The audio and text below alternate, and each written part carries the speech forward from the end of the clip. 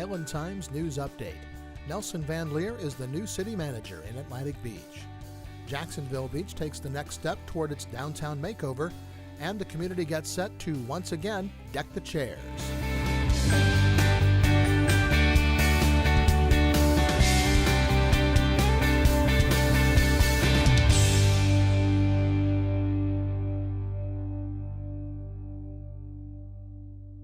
Welcome to the Island Times News Update. I'm Tom Patton. In a special called meeting Wednesday night, the Atlantic Beach City Commission removed acting from Nelson Van Leer's title, officially making him the city manager in Atlantic Beach. Van Leer, the former city finance director, was named interim city manager when Jim Hansen was fired by the commission earlier this year.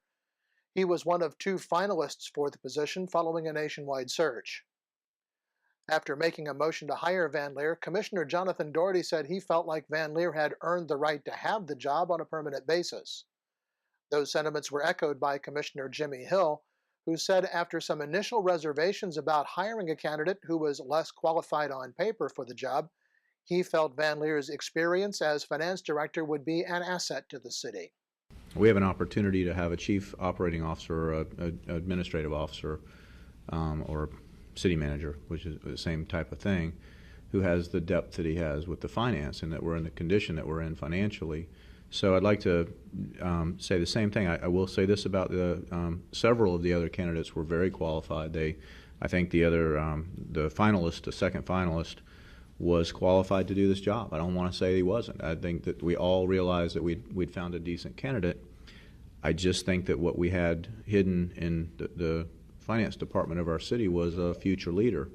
And to the point where Nelson had his hands tied, if his hands have been tied for the last 6 months, I can't wait to see what happens when they're untied, because he's gotten a lot more done than I've seen in a long time on some big, tough issues. Commissioner Maria Mark took a more cautious approach, and while she said she would vote for Van Leer in order to make the decision unanimous, the commissioners needed to take some extra time with the new city manager because of his lack of experience. I think it would be prudent for each one of us to meet with Nelson using the evaluation tools that we are going to be implementing, and based on your conversations that you've had with staff, department heads, citizens, whatever, have a really good conversation with Nelson about expectations and about growing into that position, and how important it will be for him to grow into that position. Mayor Carolyn Woods said that during his time with the city, Van Leer has handled his two positions very well. I particularly have been impressed with the way when he looks at a situation or a problem, he's always trying to put himself in the other person's position to really understand 360 what the issue is about and look for the best solution. The vote to hire Van Leer was unanimous. His compensation package is still subject to negotiation. In Neptune Beach, the City Council voted to hire Deputy City Clerk Carla Straight to the position of City Clerk. Straight has been filling that role since October, when City Clerk Lisa Volpe was released due to poor job performance. Straight will be paid about a third less than was Volpe. The vote to promote her into the position was unanimous. Also in Neptune Beach, the City Council discussed directional signs that the beach's Town Center Merchants Association hopes to place at various locations around the shopping district. The Town Center Merchants Association has been talking about signs to identify the members of the association for several years. They've created signs that will be placed at several locations in Neptune and Atlantic Beach to direct customers to those businesses. Greg Tupperman of the beach's Town Center Agency said the association hoped to put 4 signs in Neptune Beach. However, several on the council, including Councilor Scott Wiley, thought that was too many in the small space. I don't know if there's anybody that is looking for a place that wouldn't know where it's at, or know kind of the direction of it, or wouldn't ask somebody, do you know where Sliders is, or do you know where? I mean, it just seems like we're overdoing it with the number of signs. I don't have any problem with it if you're going to pay, but it seems like we're getting an awful lot of signs. City Manager Jim Jarbo said he has the authority to say whether or not the signs are erected in Town Center. He said the city has to accept the signs, but the number can be discussed, and he would work out the details with Tupperman and the Town Center Merchants Association. Finally, in Neptune Beach, the council determined that parking should remain on the west side of First Street north of Seagate. Police Chief David Sembach and Community Development Director Amanda Askew surveyed both sides of the street and determined that there were more potential parking spaces on the east side of the street than on the west, where parking is currently allowed. City Manager Jim Jarboe said that while there was not a proposal before the council, the issue needed to be discussed if they were going to change the parking scheme before First Street is repaved. Mayor Harriet Pruitt said that one of the reasons a change was considered was because of issues she's noticed with traffic on First Street. When you look at those narrow alleys and they're only big enough for one car at a time, and they're coming out at night, and some of them are older people coming out, and bicyclists are flying down the road, and a lot of them with no lights, and then you've got those big electrical boxes over there on that side. I think it really is going to put a liability on us in a different way than on the other side, so that's my thought. The council decided unanimously that the parking on First Street should not be changed. Jacksonville Beach officials held a workshop Monday designed to gather more information about their plan to remake downtown into a more family-friendly environment. City Planning Director Steve Lindorf, Police Chief Patrick Dooley, and Mayor Charlie Latham presented pieces of the results gathered from the survey completed by 66 people following a series of tours downtown. Latham said he understood the surveys did not make up a representative sample of Jacksonville Beach residents, and it wasn't intended to do so. There's 22,000 residents in Jacksonville Beach, and there's 800,000 people in Jacksonville that use this as a park. And we did our best to go publicly through the website. We went through the paper, and we sent letters to everybody that's been in, or emails that's come in and participated in the process. There's been a lot of discussion about scientific validity or statistic validity. It wasn't our intent to canvass and poll every age group. All we wanted to do was spark conversation so that we could talk about it. Everybody was invited. All age groups were invited. The group that we got was a consistent group of residents that are in the older category, but that doesn't mean that all the comments are limited to people who don't, that fall in that age group. Monday's workshop, Latham said, was intended to go beyond the results of the survey and learn what needed to be included in the plan. Well, this is kind of the compilation of all the information that we've received from folks. We've done the tours, we've done the surveys. Council members have taken a lot of feedback from constituents throughout the city and provide that information to city staff. So we've kind of conglomerated all that information. I want to give it one last good scrubbing with the people that have been so gracious to help us with this process. And then kind of take these 5 categories and break it back into manageable packages and have a workshop for each category and talk about an action plan. Latham said the next part of the process will begin after the holidays.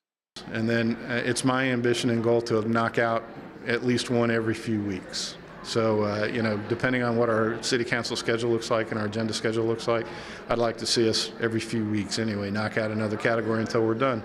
This is all a part of a reevaluation of our downtown community development, what we want to do for the long-term vision for the city. It's our vision plan for this council, and it's important for us to take a good look and then put the action plan in place to get things done. Residents attending the meeting were asked to identify potential action items that were not included in the presentation. Some of those included allowing unamplified music in outdoor venues, small storefronts that would be affordable for small businesses, allowing food trucks to operate at beach accesses away from brick-and-mortar restaurants, short-term rental bicycles, and the formation of a downtown agency. Well, when we come back, it's time once again to deck the chairs. This is the Island Times News Update.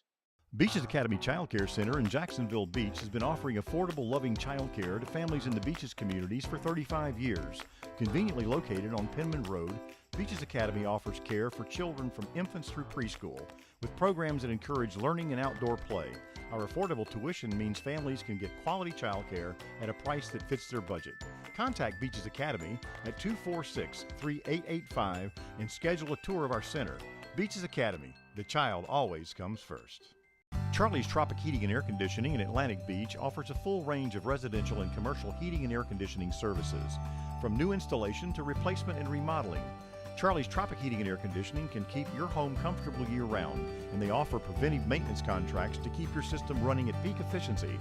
Charlie's Tropic Heating and Air Conditioning is an authorized Bryant dealer and will service all brands. For year-round comfort in your home or business, contact the original Charlie's Tropic Heating and Air Conditioning at 241-1788. Welcome back to the Island Times News Update. I'm Tom Patton. Next Friday will begin the transformation of Latham Plaza and the Seawalk Pavilion area into a holiday wonderland as the second annual Deck the Chairs event kicks off in downtown Jacksonville Beach. The event this year will feature 36 decorated lifeguard chairs, as well as 6 large metal light sculptures and a 24-foot-tall tree adorned with 80 custom ornaments. The tree will also serve on opening night as a collection center for food items for Beam. Chair decorating begins Friday, November 28th at 8 a.m. and continues through Saturday, November 29th. In 2013, more than 50,000 people visited Deck the Chairs. This year's exhibit is twice the size of last year and is expected to draw twice as many people. On Sunday, November 30th, the public is invited to celebrate with organizers as they throw the switch at Deck the Chairs, light up the beach, the official lighting ceremony to be held at 5:30 to 7:30 p.m. Guests will enjoy live music provided by Beach's residents actively supporting the symphony or brass and local choirs. The Friday after Thanksgiving is also the opening night celebration for Holidays in the Village at the Beaches Museum and History Park. The event begins at 6 p.m. and will feature Christmas music, hors d'oeuvres, desserts, and Ferrari Brut in the chapel. The area will be decorated with the work of some of the area's top designers. Tickets for the event are $50 from the Beaches Museum and History Park. Following the opening night celebration, tours of the exhibit will continue through the month of December. The 2014 Latitude Jacksonville Celtic Fest is this weekend at the Seawalk Pavilion. The festival showcases the best of the Celtic nations in a unique celebration of culture, music, and heritage, all taking place in Jacksonville Beach. The festival includes Highland Games, a 5K kilt run, a tug-of-war tournament, and a children's zone. The Atlantic Beach City Commission on Monday plans a follow-up discussion of a planned community redevelopment agency at a workshop meeting at 5:30 on Monday. Then during their regular meeting at 6:30, the Commission will hold a final vote on extending the deadline for compliance with the city's sign ordinance until June 1st, 2015. Well, the National Weather Service says we can expect a good chance of showers over the weekend, with rain extending into the first half of next week. Warmer temperatures, though, with highs in the 70s and lows in the 60s. The Island Times is always digital, always free at www.theislandtimes.com. Become a subscriber and get updates on news from the Beaches communities delivered right to your email box. And don't forget to like us on Facebook and follow us on Twitter. I'm Tom Patton. Thanks for watching.